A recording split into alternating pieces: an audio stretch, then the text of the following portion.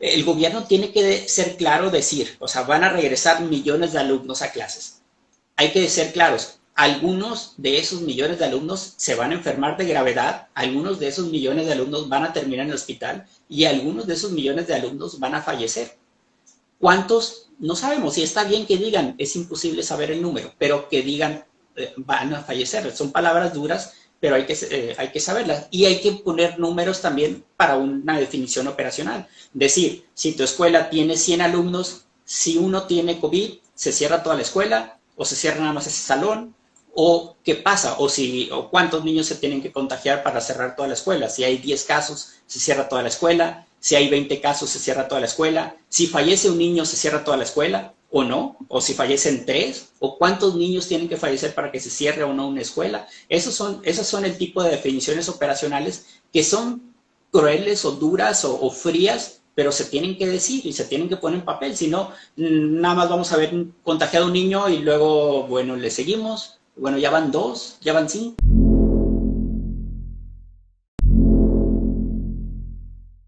Vamos a hablar el día de hoy con el maestro Joel. Joel Delfín, que está por conectarse. ¿Y Ok, qué tal? A ver, a ¿qué ver, tal, maestro? ¿verdad? Sí, parece que está mucho mejor. Ok, perfecto. Le comentaba, doctor, que el riesgo está en el aire, pues no tanto en las superficies a lo que hemos visto en algunos informes médicos. Y adicionalmente al uso de cubrebocas, ¿qué otras recomendaciones considera usted que nosotros como docentes, pero también que debemos de tener cuidado con los alumnos? ¿Qué situaciones debemos de prever, más allá de la limpieza y todo esto, que usted considere, mira, esto es importante? Sí, lo más importante, como bien lo dice, es la ventilación, que se vuelve complejo. Nosotros estamos en Hermosillo, estamos a más de 40 grados prácticamente todos los días. Me encantaría decirles, oye, pues abran las ventanas, abran las puertas. En algunas ciudades del país sí lo permiten, prácticamente todo el año algunas ciudades, algunos municipios pueden estar de esa forma. Aquellos que puedan hagan eso. Entonces, bueno, esta plática va dirigida para un poco para todos, ¿no? Entonces, los que puedan, abran de par a par la puerta, abran las ventanas de ambos lados, es lo ideal. Pongan un abanico o un ventilador, como los llamen, de piso, esos que tienen normal una estatura de 1,50 m aproximadamente. Pónganlo en la puerta que aviente el aire hacia afuera, entonces va a generar una especie de extractor. Entonces, eso va a hacer que se quede menos tiempo el mismo aire circulando. Realmente esa medida de ventilación natural es la mejor, te sirve mejor que cualquier cantidad de tapetes sanitizantes, que cualquier cantidad de litros y litros de gel, el mejorar la ventilación. Ahora, no se puede en todos lados, como bien lo digo, ¿no? Eso está a más de 40 grados, una persona sola más de 40 grados se hace calor. Metes a 10 personas, va a haber más calor.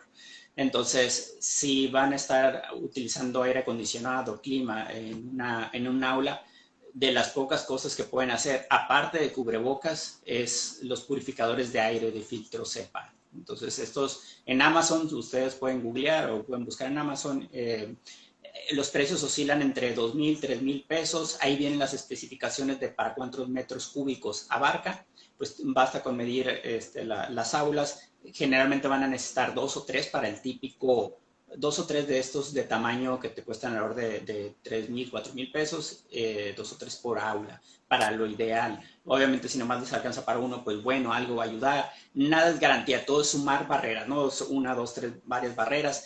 Los cubrebocas, los de mayor eficacia, lamentablemente los KN95, por ejemplo, son hechos para adultos, para la cara promedio, digamos, de un adulto. En los niños a veces no les va a sellar bien, entonces, pero hay que buscar.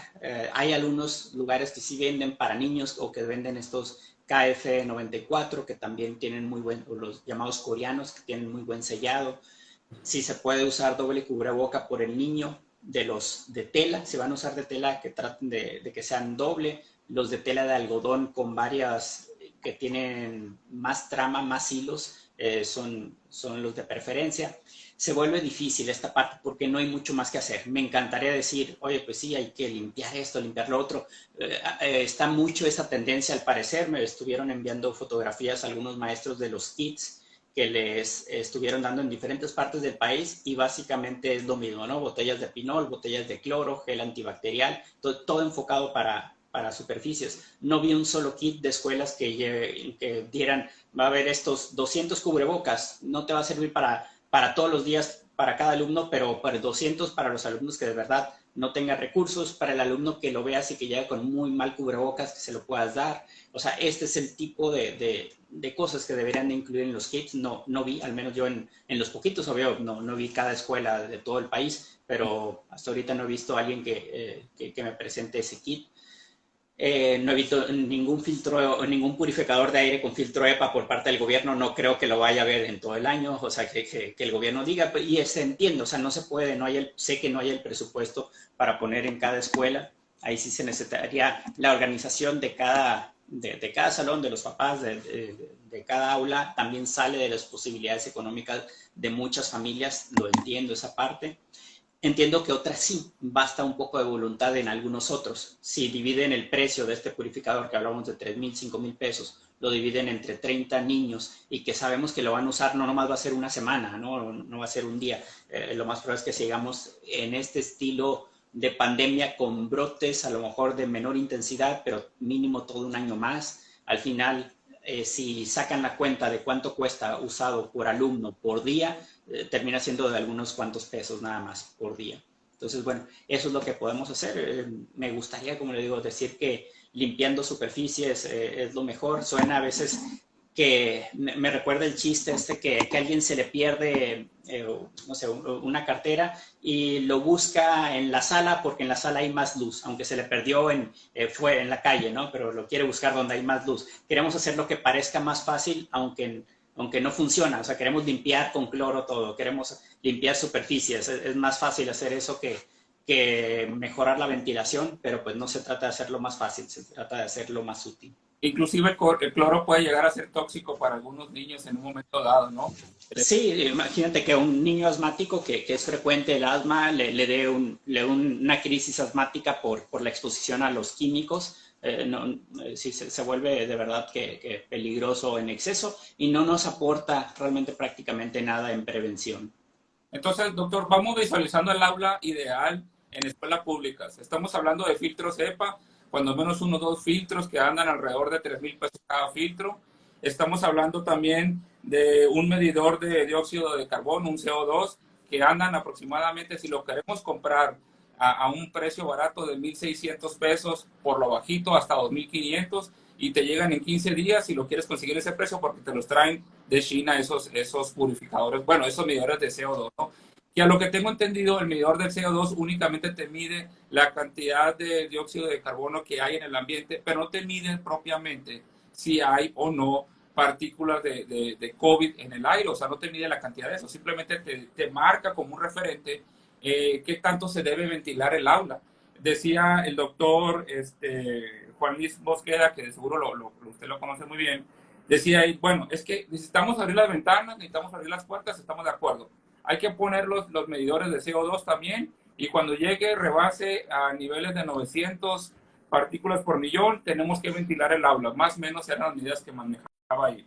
Pero estamos hablando de equipar un aula de 3,000 pesos por cada filtro, más otros 2,000 y feria, 2,500 por decir algo, del medidor de CO2. Estamos hablando de 10,000 pesos en equipamiento para tener seguridad y tranquilidad y saber en qué momento debemos de trabajar, por decir algo, media hora, 20 minutos, salirnos del aula, ventilarla y volver a entrar. ¿Estamos en lo correcto en el planteamiento, doctor? Más o menos. Algunas precisiones le haré. El medidor de CO2 yo no lo veo como indispensable por aula. Si la escuela pública en una ciudad promedio tendrá entre 10 y 20, 30 aulas, ¿no? Varía mucho, ¿no? Pero el medidor de CO2 es una medición rápida, es decir, como si habláramos de un termómetro. Entonces, si pueden comprar una para esas 20 aulas, basta, y llega el intendente, el supervisor, algún profesor que esté libre, el director, no sé, alguien del personal, un propio padre interesado, y va en un aula, se mete, dura un minuto midiéndola, si está en valores normales, se va, avisa aparte. Es bueno llevar un registro, decir, bueno, esta aula con tantos niños, o sea, ya si se meten un poquito más, que me gustaría que que igual hiciéramos nuestras estadísticas locales de cada aula. A ver, hay 10 niños, es un aula de tantos metros por tantos metros, hay CO2, llevamos tanto tiempo dentro continuo, es decir, llevamos una hora de clase si no hemos salido para nada, tanto tiene el CO2. Te vas al aula siguiente y haces ese proceso, no necesitas uno por cada. Entonces ya se vuelve el gasto en lugar de 3,000 pesos por salón, ya se vuelve, si lo divides en 10 salones, se vuelve 300 pesos por salón, ¿no? Entonces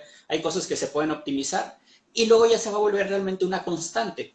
Como es, bien lo dice, es una medida indirecta de qué tanto estamos consumiendo el mismo aire que estamos exhalando. Todos estamos exhalando CO2. No nos dice obviamente cuántas partículas virales, o no nos dice si hay partículas virales, no, pues es imposible todavía una tecnología que nos detecte así tan rápido las partículas virales, pero nos dice el CO2. Entonces es proporcional a la cantidad de personas que es, pero se vuelve constante porque están produciendo muy cercano al mismo CO2, a menos que se pusieran a hacer ejercicio en ese momento, pues estás consumiendo más oxígeno y produciendo más CO2. Entonces, de cierta forma, probablemente van a ver que con estas variables, o sea, si mantienen la misma cantidad de alumnos en cada aula, el mismo número, la misma cantidad de tiempo, ya van a ver, y si hacen este registro que le comento, aparte de poner cuántos minutos han pasado, ya pasó media hora, ya se elevó, o no se ha elevado tanto, nos podemos aguantar una hora, van aprendiendo a saber cuándo decir, ¿sabes qué? Vamos a hacer receso, o sea, y receso cada media hora a lo mejor, media hora y nos salimos todos, y regresamos, o sea, 10 minutos y regresamos. A lo mejor eso conviene bastante. Entonces, a lo mejor una hora se puede mantener esa cantidad de alumnos de forma constante, que es más tradicional tener una hora continua, ¿no? Y luego un receso de unos 10 minutos. Entonces, estas mediciones se pueden hacer a lo mejor no con una, ¿no? Optimizando un poco. Y bueno, y lo otro, pues, regreso seguro sigue sin ser 100% seguro, aún con estas medidas que son costosas, que ya lo vemos, que hablamos de varios salarios mínimos, del salario mínimo en México por la inversión que se necesita. Aún así no es 100%. Si no haríamos eso en los hospitales y ya no hubiera contagios de trabajadores de la salud, ¿no? Si fuera tan, si bastara con abrir las ventanas y algunos filtros CEPA y medidores de CO2, pues ya nadie tendría contagios en ningún lado, ¿no?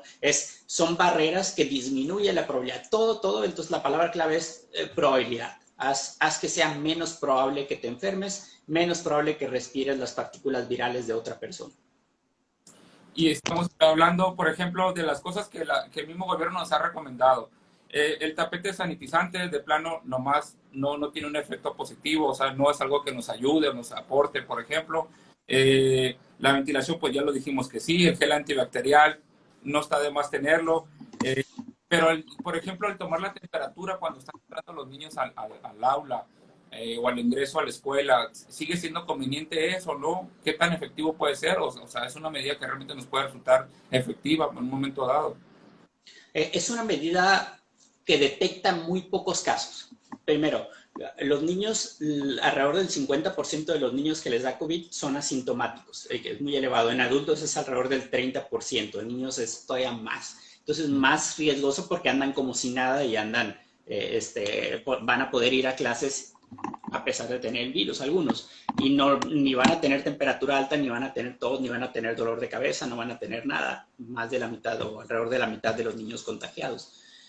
Entonces, en ese sentido, el termómetro no es una prueba diagnóstica, es incluso las pruebas diagnósticas de antígeno, de PCR, se equivocan. O sea, no puedes tener el virus y se toma mala muestra, se procesa mal, no se agarró suficiente cantidad de muestra, algunos detalles y sale negativa, a pesar de que sí tienes todos los síntomas y tienes el virus y te haces unos días después otra y sí sale positiva, ¿no? O sea, hay detalles que pueden fallar aún con toda esa tecnología. Entonces, el termómetro no es la mejor, pero el precio de un termómetro comparado a que eventualmente sí te podría detectar un niño con fiebre, pues lo vale, ¿no? O sea, es muy, muy barato un termómetro, no te cuesta al usarlo, no se desgasta. Entonces, bueno, es una medida, no es para que ya nos sintamos confiados porque no tiene fiebre, no es como que pasó la prueba del termómetro, quítense los cubrebocas, nadie tiene COVID. No, pero por el precio que tiene esta intervención, pues sí, compren un termómetro. Ok, doctor, la variante Delta la tenemos ya aquí en Sonora, en Hermosillo, sin duda también está, no sabría decirle qué tanto, o no sé si hay una estadística de qué tanto porcentaje está la variante Delta sobre la variante original, Pero, ¿cuáles son, si pudiéramos diferenciar o que los padres de familia pudiéramos diferenciar, decir, mira, cuando vean estos síntomas, lo más seguro es que aparte de ser COVID pudiera ser la variante Delta? ¿Hay alguna diferencia o no podríamos detectar de alguna manera para decir nosotros que tenemos a un niño o algún adolescente hablando de secundaria, decir, ¿sabes qué?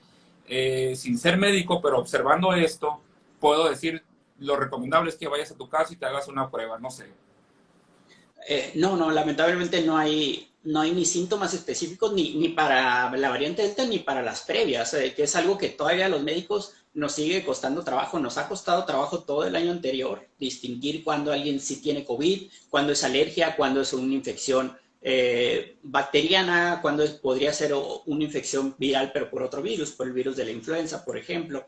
Entonces, los síntomas son tan variables que lo sabemos desde no tener ninguno hasta tener nada más fiebre o nada más tos o estar con dificultad respiratoria y que hasta fallezcan. O sea, este es el rango más amplio, no se puede con esta enfermedad. Y la variante Delta igual presenta prácticamente los mismos síntomas que las variantes anteriores. ¿Cómo saber que tienes la variante Delta o no? Prácticamente en México, la última vez hace una semana que chequé, era 87%, alrededor del 85% de las muestras que se secuenciaban. Secuenciación es el proceso por laboratorio por el cual ya se distingue exactamente qué variante es. Entonces, no todas, la mayoría de las muestras no se secuencian, es alrededor del 1% de las muestras totales positivas por COVID se secuencian para saber qué variante es. Y es con fines epidemiológicos. O sea, no, yo que tuve COVID, por ejemplo, no tengo ni idea qué variante fue.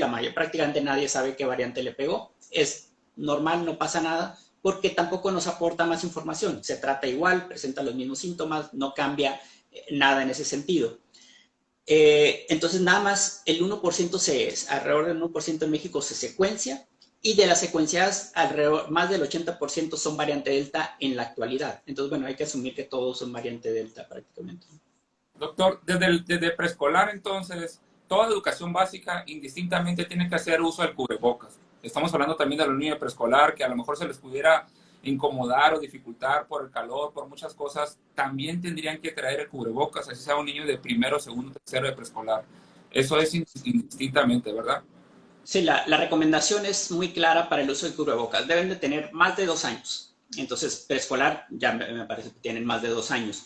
Y la otra cosa que deben de poder hacer los niños es ellos solos ponerse el cubrebocas y quitárselo, ellos solos, sin ayuda de adulto. Esto para evitar una posible asfixia. Si el niño no tiene la capacidad motriz o tuviera algún problema que le impidiera quitárselo, hay que corroborar que la gran mayoría de los niños de 4 o 5 años que empiezan en preescolar, ahí no tengo el dato exacto, pero yo creo que los niños de esa edad prácticamente todos pueden hacerlo. Los papás obviamente deben de cerciorarse completamente que pueden quitárselo, pueden ponérselo y ya basta con eso, pero sí, todos deben de traer cubrebocas. En el caso de los niños que tienen discapacidad, que en un momento dado requieren ayuda de alguien, ahí no habría problema que alguien los auxiliara en ese sentido del uso de quitar y poner cubreboca. Pues hay que estar seguros de que no se asfixien. O sea, si va a estar supervisado ese niño con alguna discapacidad, con un adulto todo el tiempo, ya sea en la escuela, en el tránsito y todo, pues ahí no habría tanto problema en ese sentido. Si se estuviera batallando en algún momento para respirar o algo, pues ahí va a estar el adulto para ayudarlo, ¿no? Pero nada más, ahí sí sería muy específico esas situaciones. En algunas imágenes he visto que ponen acrílicos en algunos mesabancos, inclusive los maestros, algunos han pensado en poner acrílicos en los escritorios. ¿Es recomendable eso, doctor, o estaría de más? Estos acrílicos, imagínese que usted va a un restaurante, ¿no? Y tiene un acrílico de este tamaño, ¿no? Que lo cubre y le dicen, esta es la sección de fumar y pasando el acrílico es la de no fumar, ¿no? Pero está el acrílico que mide 1 metro y el techo se conecta todo, pues va a llegar el humo, ¿no? Va a llegar el humo a todos lados, o sea, no estás dividiendo nada. Entonces, la verdad no tienen ningún efecto los acrílicos y van a estar respirando el mismo aire por arriba. Doctor, en el caso de los maestros que nos vacunamos con CanSino, sabemos que no hay información de la fase 3. ¿Qué es la fase 3 y por qué es importante conocer esa fase? Porque nosotros pensamos, bueno, personal decimos, bueno, ya conforme va pasando el tiempo, no sé si la vacuna vaya perdiendo efecto, vaya perdiendo efectividad, o la voy a tener hasta noviembre, que me voy a volver a tocar la segunda dosis, porque recientemente publicaron que se tiene que dar una segunda dosis para refuerzo. Pero he visto algunos comentarios de algunos médicos que dicen, no han dado a conocer la fase 3. ¿Por qué es importante dar a conocer la fase 3? Y si es conveniente en un momento dado, si llega, no, llega noviembre, por ejemplo, y no tenemos la vacuna CanSino, pues si nos podemos vacunar con alguna otra vacuna, ¿no? En algún momento dado. Bien. La fase 3 es la fase clínica con más número de pacientes que se sigue. Entonces, las primeras fases, la 1 y la 2, se ve que se hacen alrededor de decenas de personas, 10, 20 personas. Se hace la prueba porque no se ha aplicado a ninguna, previamente nada más se utilizó en algún animal experimental probablemente. Entonces se aplica un número bien pequeño de personas completamente sanas, la fase 1, alrededor de 10, 20 personas, y se ve que no produzca algo dramáticamente adverso, ¿no? O sea, que no fallezcan, que no tengan una alergia muy grande, una anafilaxia, que no tengan así algo súper grave. Continúan, sí, a pesar de esto no pasa eso, ya se empieza a ver, bueno, ya sabemos que no le pasó nada grave, vamos a ver qué tanto sirve. La fase 3, la principal utilidad es eso, qué tanto sirve en protección, qué porcentaje de protección nos da. Y eso en una cantidad de personas mucho mayor. Estamos hablando ahora de miles o decenas de miles de casos. CanSino, nada más en México, está investigando alrededor de 15,000 personas.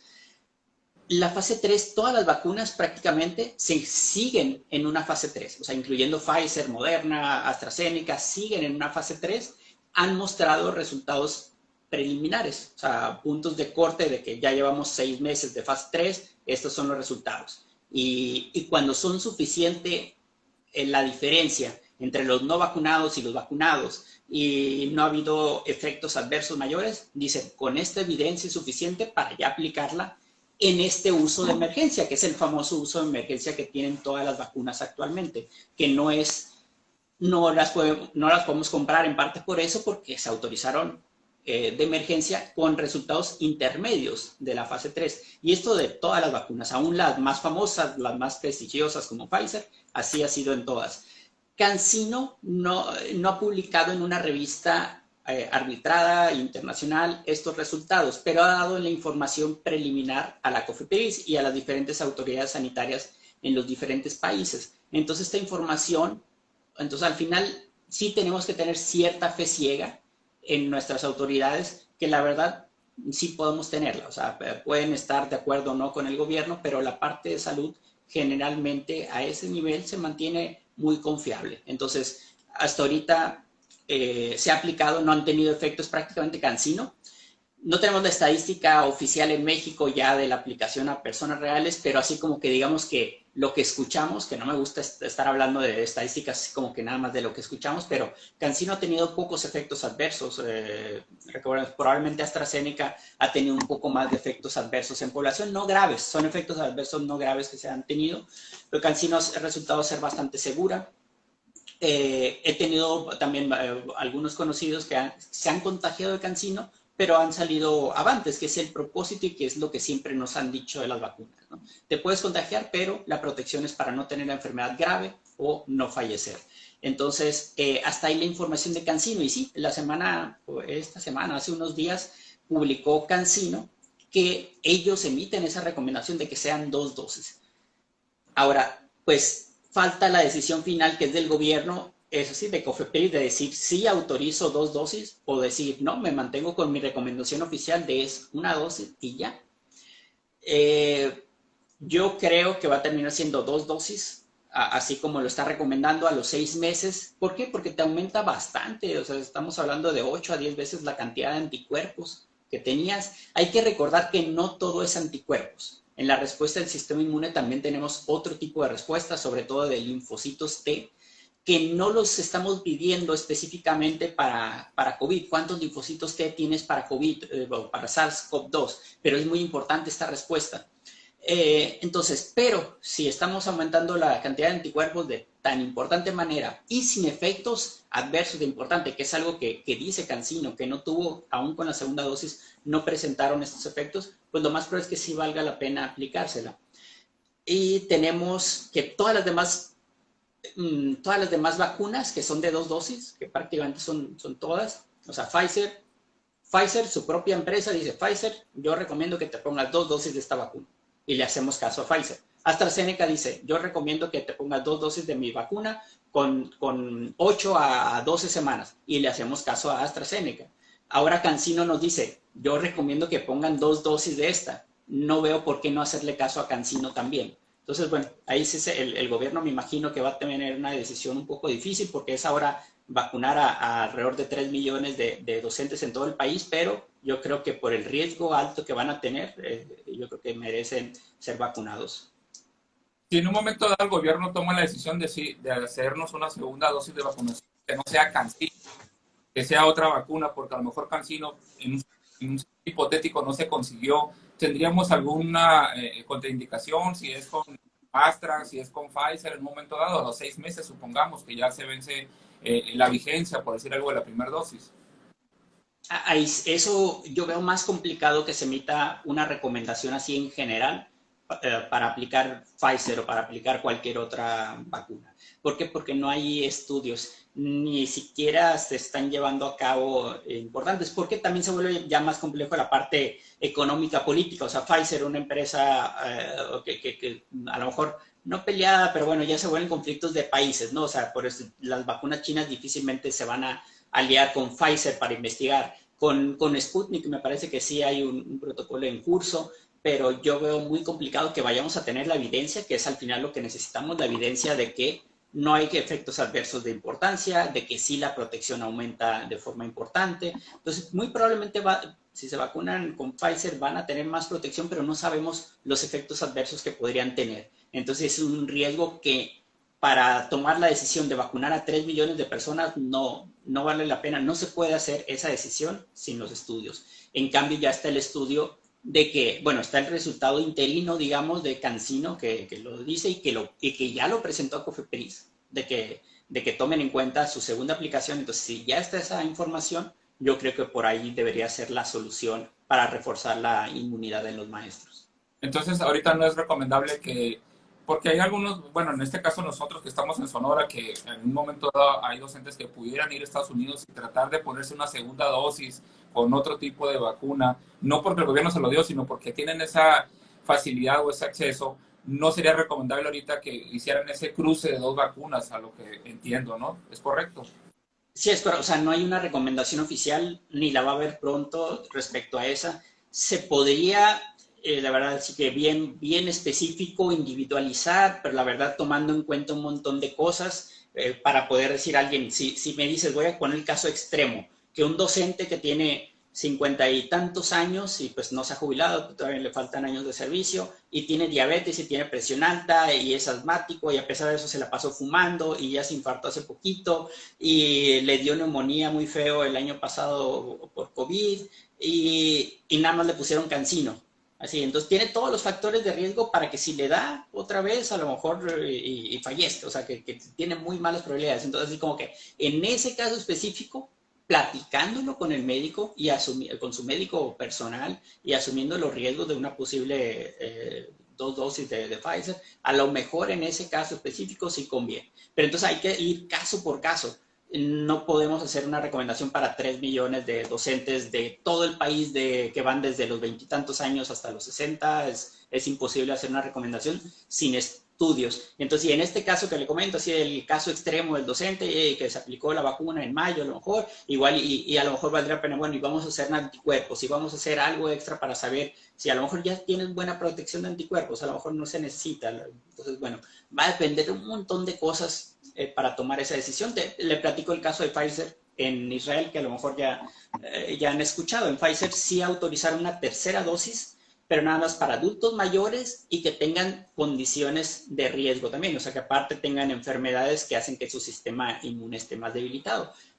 Pero bueno, y estamos hablando de la misma vacuna, del mismo tipo de vacuna, nada más una tercera dosis. Entonces, bueno, en algún momento, ojalá que tengamos la información para poder hacer esa recomendación, por lo pronto no hay una recomendación así en general, ¿no? Entonces sí, yo sé que muchos maestros se han vacunado ya, me han contado, algunos maestros directamente, otros que tienen, que reconocen a maestros porque eran sus maestros y que los han visto aplicarse nuevamente otra vacuna, no deberían de hacerlo, la verdad, así tan de forma, así como automedicarse, prácticamente se están automedicando vacunas, no lo hagan, aparte que todavía hay muchas personas en México que no se han vacunado, entonces bueno, con moderación esa parte también. Doctor, por último, la única vacuna que ha estado haciendo pruebas con niños y que de alguna manera ya ha autorizado para vacunar a niños de arriba de 12 años, tengo entendido, es Pfizer, ¿no? Mi pregunta va en este sentido. ¿El regreso seguro hubiera sido mayormente factible cuando todos los niños estuvieran vacunados o aún así correríamos los riesgos que ya mencioné ahorita, ¿no? Que la vacuna no te exime pues, de contagiarte, pero únicamente disminuye las probabilidades. O sea, ahorita lo ideal hubiera sido o que ya estuviéramos todos vacunados porque hay ese temor con los maestros, pues hay una responsabilidad muy grande que tenemos nosotros, porque si un niño se llega a contagiar en el aula, suponiendo que el padre de familia dice que el niño llegó sano, ¿para quién asume esa responsabilidad? El maestro, el director de la escuela completa. Entonces, esa es la preocupación que tenemos. Nosotros podemos tener todos los cuidados, pero sabemos que jugando de repente se les puede, inclusive se les puede reventar el cubreboca en un momento dado, ¿no? Y se les puede caer, todo ese tipo de cosas, se les olvida. Bueno, hay situaciones ahí. Pero entonces, el retorno seguro hubiera sido mejor exclusivamente cuando todos los niños en edad de primaria y preescolar estuvieran vacunados, o ni así sería un regreso seguro. Es que primero hay que definir qué es regreso seguro y la palabra segura, la verdad que no podemos definirla, o sea, que cada quien habla de cosas, o sea, ¿qué es seguro? Si me pregunto seguro es 0% probabilidad de infección, pues nunca la va a haber, ¿no? Entonces, desde ahí no he escuchado yo una definición de regreso seguro, no sé si usted ha escuchado cuál es la definición de regreso seguro. Bueno, es que es la información que se nos está dando, que se nos está diciendo que tenemos un retorno seguro, escalonado y que, bueno, así se Pero, maneja. ajá, pero, sí, sí, pero la definición, No, no como, ¿cómo definen la definición operacional o definición conceptual de regreso seguro?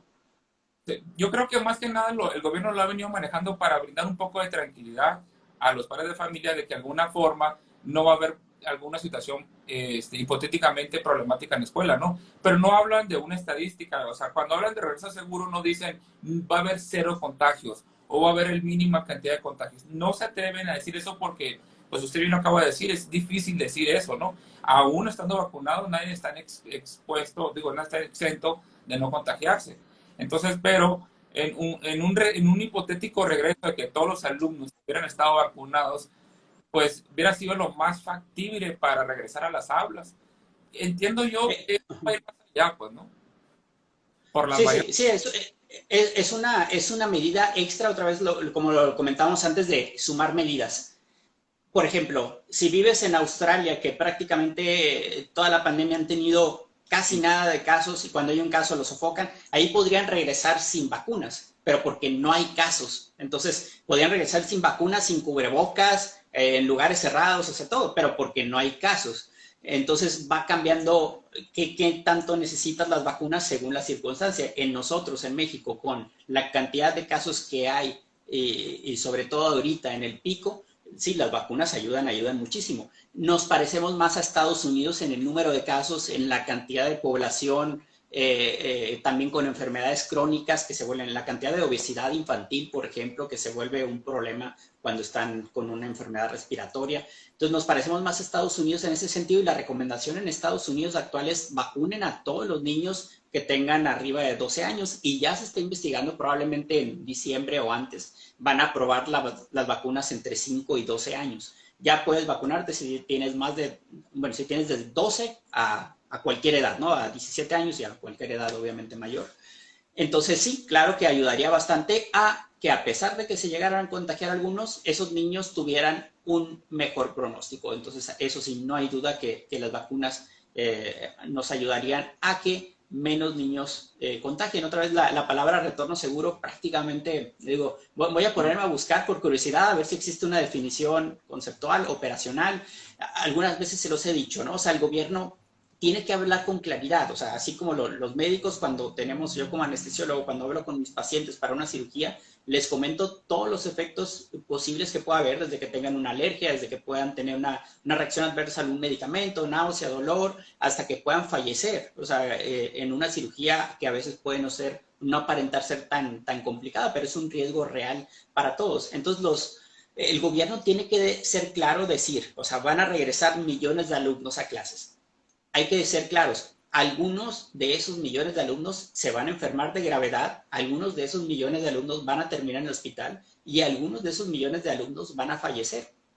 ¿Cuántos? No sabemos. Y está bien que digan, es imposible saber el número, pero que digan, van a fallecer. Son palabras duras, pero hay que saberlas. Y hay que poner números también para una definición operacional. Decir, si tu escuela tiene 100 alumnos, si uno tiene COVID, se cierra toda la escuela, o se cierra nada más ese salón, o qué pasa, o cuántos niños se tienen que contagiar para cerrar toda la escuela. Si hay 10 casos, se cierra toda la escuela. Si hay 20 casos, se cierra toda la escuela. Si fallece un niño, se cierra toda la escuela, o no. O si fallecen 3, o cuántos niños tienen que fallecer para que se cierre o no una escuela. Esos son el tipo de definiciones operacionales que son crueles o duras o frías, pero se tienen que decir y se tienen que poner en papel. Si no, nada más vamos a ver contagiado un niño y luego, bueno, le seguimos. Bueno, ya van 2, ya van 5, ya van 10. El primero ya está grave. Entonces, ¿en qué punto vamos a cortar? Son las cosas que nos tienen a todos a medias. Yo creo que más ustedes, yo entiendo el sufrimiento, la verdad.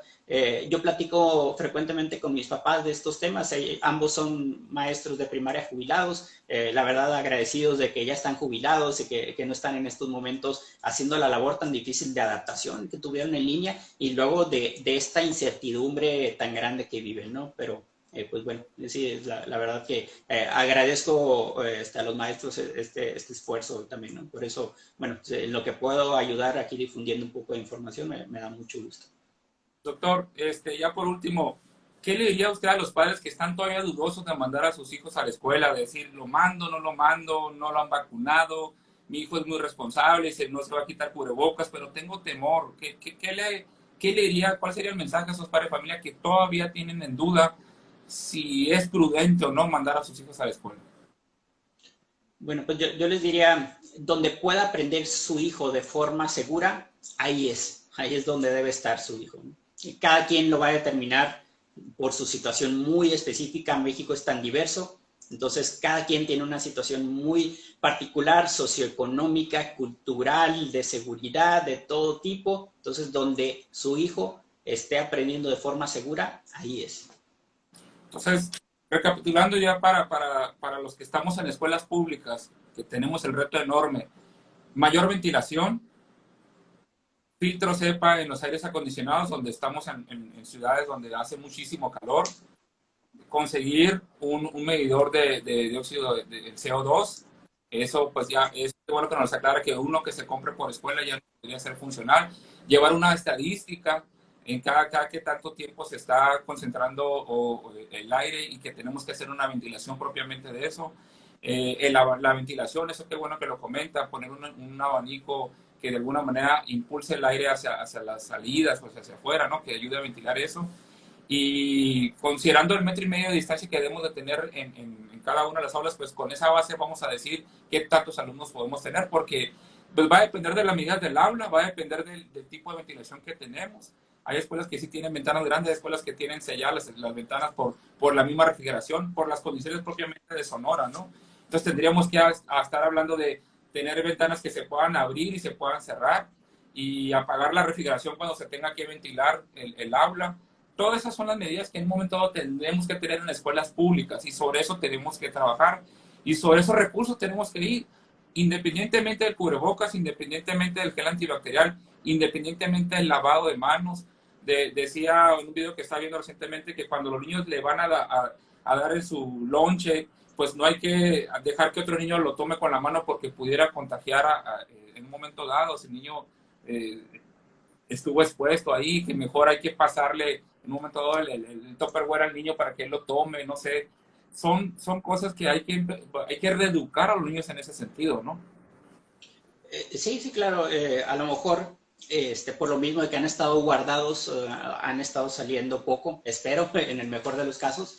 Sí, de repente les falta esa experiencia de cómo cuidarse, ¿no? O lo poco que han convivido a lo mejor ha sido con niños, con sus primos, con niños que conviven sin cubrebocas. Entonces sí hay que tener especial cuidado en los primeros días que se lleve a cabo el retorno seguro, cuando sea bueno, la palabra seguro no debo de comentarla, yo creo que no existe, pero bueno, cuando se hagan las clases presenciales, los primeros días en particular, sí va a ser muy difícil esa parte para los niños, ¿no? Entonces hay que tener extremada vigilancia para ellos. Uno de los manuales de la SEP también que leía hablaba de que comieran dentro del aula, o sea, y me imagino que lo hacían con la intención de que es más fácil para el maestro supervisar, pero es una tontería, ¿no? O sea, tienes que, si te vas a quitar el cubrebocas, que sea al aire libre. Sepárense mucho, hay formas de seguirlos cuidando para que no se vayan a estar pasando el alimento, no sé lo que les preocupa, pero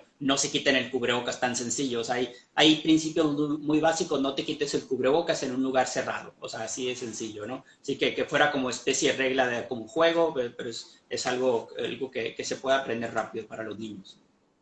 Sí, eso de los manuales que la propia Secretaría difundió ahora, pues ya vimos el famoso ejemplo que se hizo viral del globo, ¿no? De que debemos de compartir un globo y reventarlo, todo eso, que ya dijo la Secretaría que fue un error, pues, ¿no? Que copiaron y pegaron y que lo van a corregir, pero bueno, en esa situación estamos, doctor, y esa es la preocupación como docentes, como padres de familia, y sobre todo la gran responsabilidad que tenemos de cuidar a los alumnos y cuidarlos nosotros mismos. Entonces, yo siempre he dicho, si las escuelas particulares tienen las condiciones de poner filtros, ventilar las aulas y tener este tipo de medidores, pues qué bueno. Pero en las escuelas públicas es otro momento, es otra situación la que estamos viendo. Ya ni se diga el agua, la luz, que en muchas escuelas no hay, ¿no? Entonces, sí, por eso quisimos atender esas recomendaciones.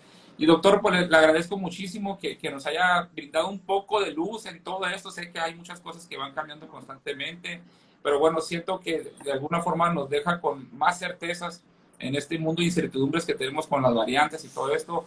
Algunas palabras finales, doctor, que quiera comentarle aquí a nuestra audiencia. Créanme que muchos maestros lo están viendo. De todas maneras, lo vamos a reproducir, lo vamos a dejar grabado para que lo puedan volver a reproducir y puedan ustedes seguir atentos a las recomendaciones que tiene el doctor. Pero alguna recomendación final, padres de familia, maestros, que nos quiera decir. No, pues piensen en la ventilación, es lo que más podemos hacer para disminuir la probabilidad. Ventilación, ventilación, ventilación. Es todo. Creo que esa es la clave, ¿no? Y sobre eso, ahora que nos vayamos a presentar el día de mañana, pues vamos a trabajar en eso. Doctor, agradecerle muchísimo. Esperamos no sea la última vez que tengamos una entrevista con usted.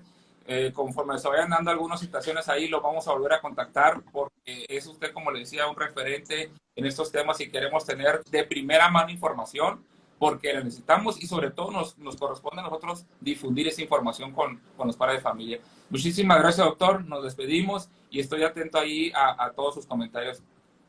Gracias por la invitación. Saludos, maestro. Un abrazo. Un abrazo también a usted. Gracias.